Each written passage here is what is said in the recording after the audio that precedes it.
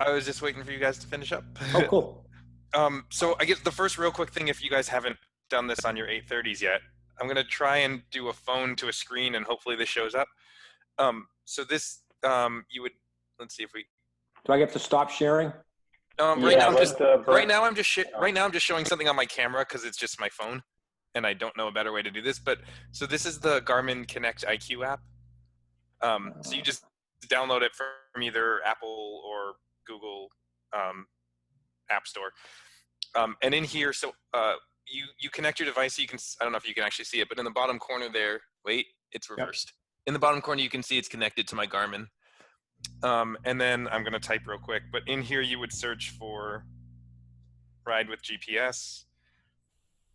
And you can see there's a Ride with GPS app. I'm sorry, it's mirrored. I can't fix that. Yeah. But there's a Ride with GPS app. And when you click that, I already have it installed, but normally on this page, there's going to be an install button in here. Yep. Mine just says review because I've already installed it, but you would click install. It'll sync over to your Garmin, which, oh God, the glare. Yep. Oh, there we go. Okay. And in the bottom corner here, there's this IQ thing. If you tap that, sorry, hard to do this while looking in reverse.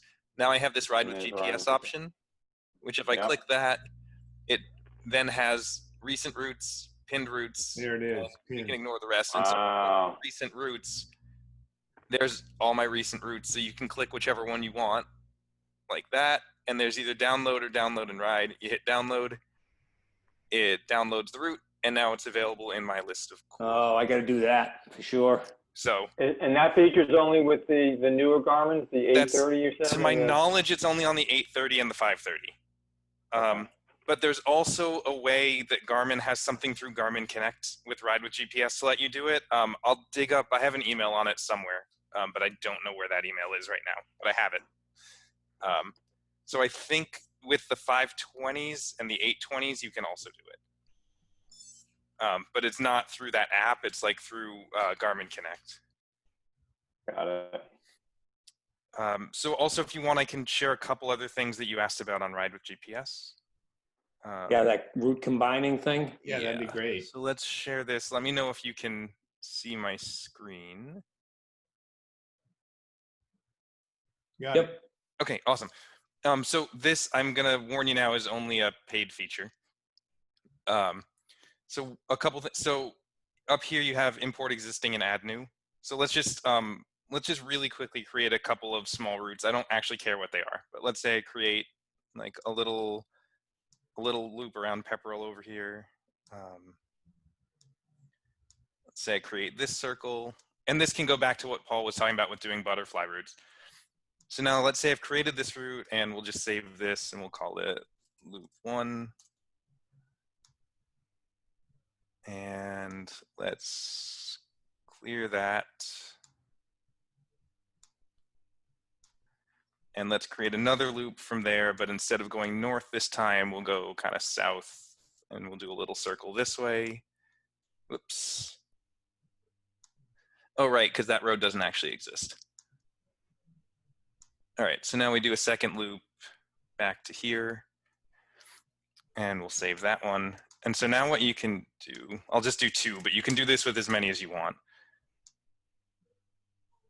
All right, so now what I'm gonna do is, let me just do route planner again. And why did it switch to the old one? Okay, so now we've got this. So there's this button that says import existing. So now I can grab loop 1, I can grab loop 2, you can grab as many as you want. Hit add to planner. And so now it shows, so you notice one is highlighted, the other one is kind of shaded gray. And so right now, there's 2 different ways to do this. So whichever one you click on is the one that becomes active. Okay. If you want to merge them together, you see this little green point here? So that's the beginning of the second route. That's what the green dot is. So if I just click on that green point, it now merges them and turns them into a single route. You get one single cue sheet for the whole thing. And then you can save that as a new route, doing like just with a single route. From there, yeah.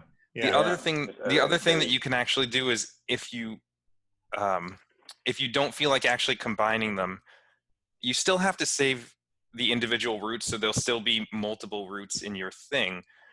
But when you save them, what you can do is you can say save, and there's this option called organize in events. And whoops, didn't mean to click that. So what you can do in here is you can create a new event. So you could call it something like, I don't know, I'll just call it demo for today. So you can create this and you can organize it in that event. Got it. Yeah. And so when you save that, and then let's close that out. Let's click loop 2. Let's also save that one in that same demo event. And then if you go to, so this is a very hidden thing. So this is hidden in your calendar. Don't ask me why. Oh, wow. If you go down to calendar, at the bottom, here's your list of events. And so if you click that thing, it'll group all of your events together, or all of your, routes for that event together. They're still individual routes, but it's a way to kind of essentially have a collection of routes that all belong to one thing. So you could make a bunch of loops that all start in the same place and kind of say, oh, these are my gravel loops out of so-and-so, or these are my road loops out of like Westford Academy, or whatever you feel like doing. And so it's at least a way to organize your rides. But really, if you're trying to combine things together, you want to go with that. The thing I showed before, where you click the green dot to merge all the routes together. That's pretty cool. And then That's really cool. and then you can hit show all on map, and it brings you to an overview of each one, and they all get colored and everything else. And you can hit edit routes, and I believe it brings you back to the exact page we were on before, where they all get added in, and you can do what you want to do. And then you can, again, if you need to, just click the little green circle and it'll merge them into one. You do have to zoom in a lot so it's actually highlighted. Yeah. And yeah, it's going to keep taking me back to the old route editor because for some reason it doesn't feel like saving my preference for the new one. That's really helpful, though. That's a great trick. So that's that one. And then I'm trying to think. Oh, the other thing that I wanted to mention is there's this button here that says review. And so actually, I think you can just click on a queue. You can change the queue. So if you click on the queue sheet and you click on this, so like, let's say you don't like that direction, you just want, like, let's say it's not called Mount Lebanon at that point or some other thing, you can actually have like onto whatever. And it'll overwrite that direction so that when you load it onto your Garmin or whatever else, it actually says that text instead of whatever it originally said.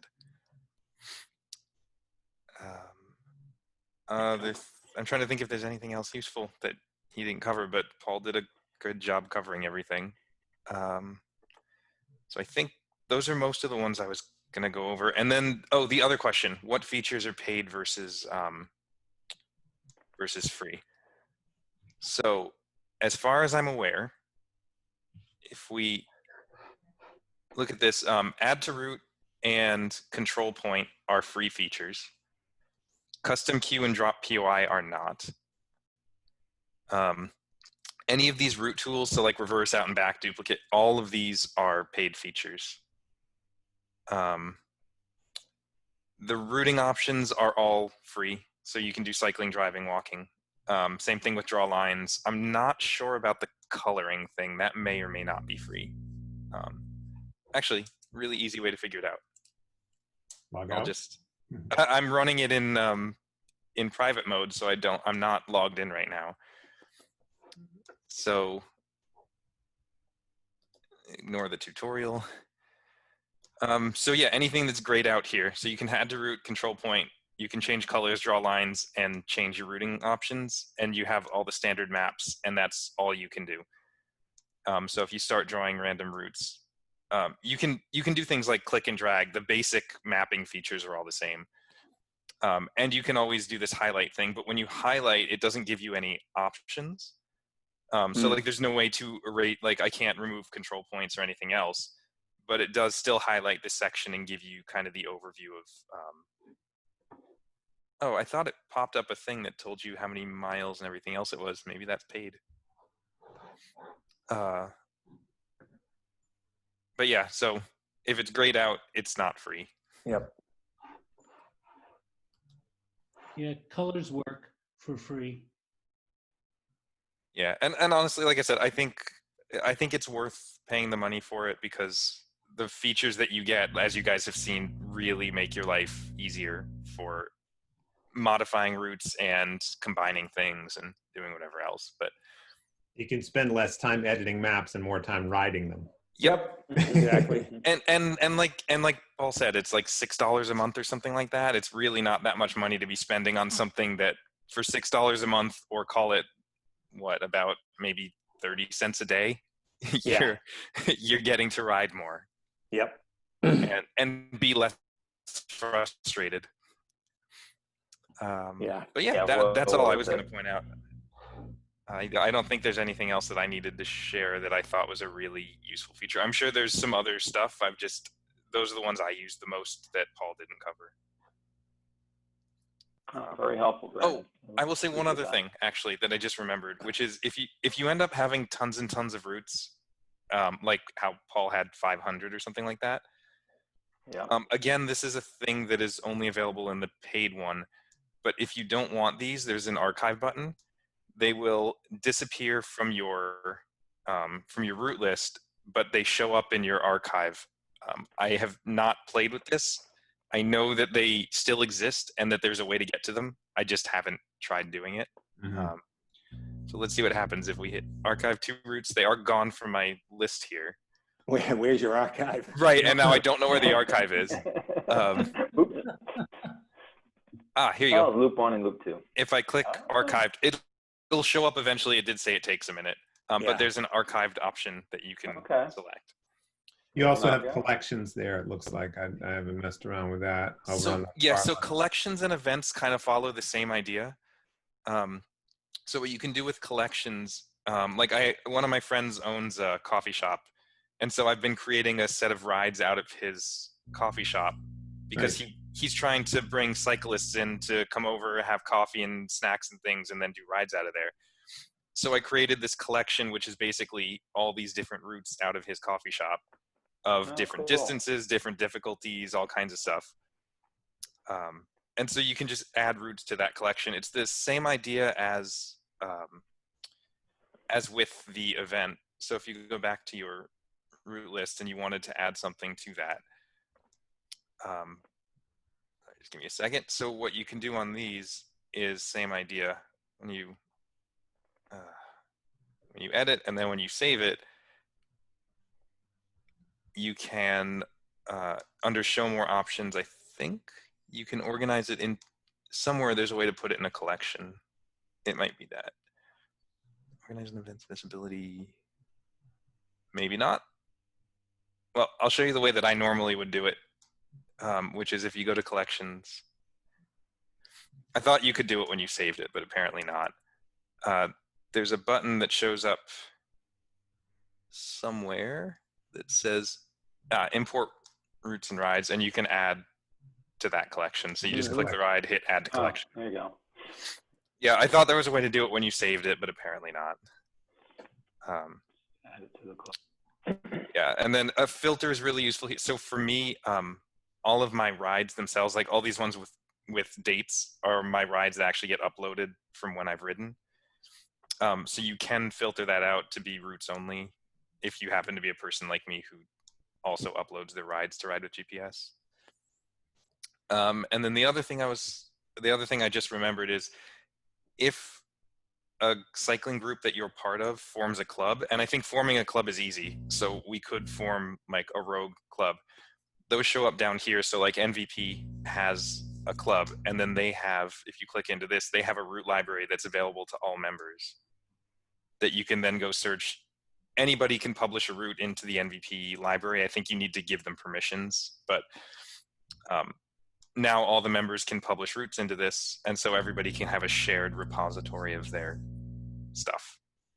That seems like a great rogue thing to do. Yeah, so if everybody's using it anyway, it may not be a bad idea to just create a rogue group. I'm 99% sure it's free. I think you just have to go through their fill out a form on their website and somehow prove that you own it, so probably an email address or whatever else. And then you get your club and you can set up all kinds of stuff.